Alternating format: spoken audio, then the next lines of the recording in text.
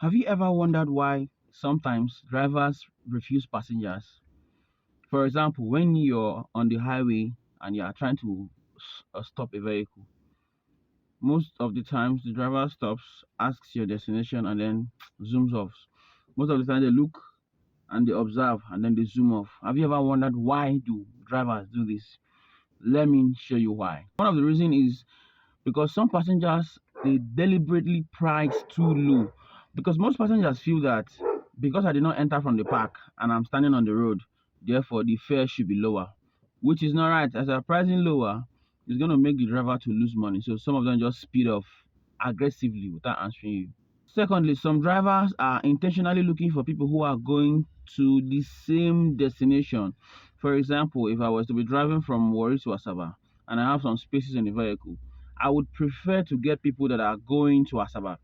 While some persons may want to stop halfway, sometimes it is favorable when you carry that person and you get to where the person wants to stop, the person stops. You might be lucky to find someone else going to your direction, but it doesn't work like that all the time. So if you're going halfway, sometimes the drivers might prefer to explore more opportunities of finding someone who's going to exactly where they are going to. Number three, if you're fat and chubby.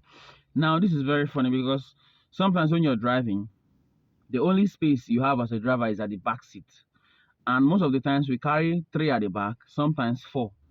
Now, if somebody just came down from the vehicle and you are desperate to find another passenger and you find a fat person, sometimes you also consider your passengers, because most of them they can talk, most of them will complain. So if you look and see that the passenger waving you down is fat, most times you just blow off, hoping to find someone who is more slim and can fit in that back seat. Another reason why drivers speed off, they don't stop for you when you stop them on the road, is from past experiences. Maybe the driver has carried you before and he didn't have a good experience with you. Maybe you are one of the passengers that talk anyhow to the driver. Or if he sees you and recognizes you, he'll be like, "Now this person, I beg," he drives off. The last point is where you are standing exactly. Now you know that in this driving job, there are some places where you cannot carry passenger. For example, in front of a park or very close to a park. Some passengers don't know this rule. They will just walk a little bit past the park and then expect the vehicle to stop and carry them. It doesn't work that way, because if they catch that driver, they will find him, because there's a park loading very close to that place. You are expected as a passenger to go to that park and board the vehicle that is loading. So nobody has the right to pick you very close to the park. And some other strategic points where the National Union workers that we call Agberos, they will be hiding and waiting to see if any driver will stop there. And if they catch you, you are gone. So guys, what do you think about this? Do you think any of this is true, or do you have any more points to add?